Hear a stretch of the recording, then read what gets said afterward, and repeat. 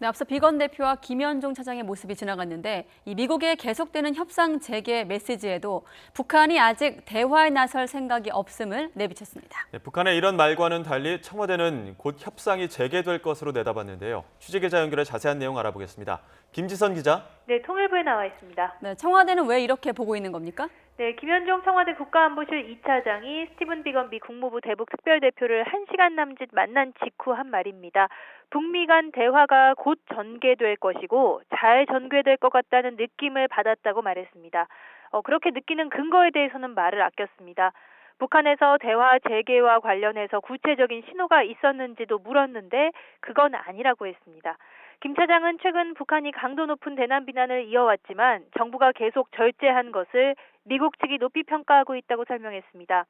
한미가 비핵화 협상 프로세스에 대해 긴밀히 협조할 것이고 앞으로도 모든 것을 공유할 것이라고 강조했습니다.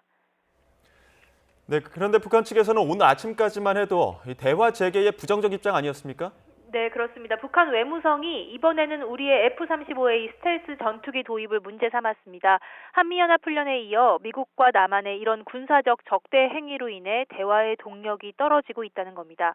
북한이 물리적인 억제력 강화에 관심을 돌리도록 고민하게 하고 있다고도 위협했습니다.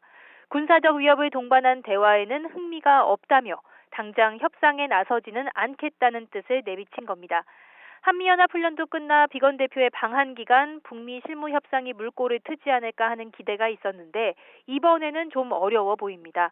하지만 비건 대표가 일정 때문에 내일까지 우리나라에 머물게 된 것으로 알려져 판문점 북미 회동에 대한 기대가 완전히 가신 것은 아닙니다.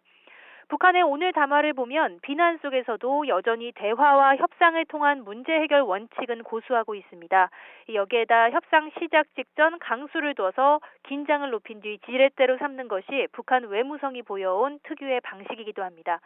겉으로 보이는 북한의 말과 달리 한미가 협상이 임박했다고 보는 것도 북한의 이런 스타일을 감안한 것으로 보이는데요. 결국 당장은 아니지만 시간을 오래 끌진 않을 것이라는 전망입니다. 마침 오는 29일 북한 최고인민회의가 예정돼 있습니다. 북한이 큰 행사를 동시에 진행하지 않아온 전례로 보면 그 이후가 될 가능성이 큰 것으로 거론되고 있습니다. 지금까지 통일부에서 YTN 김지선입니다.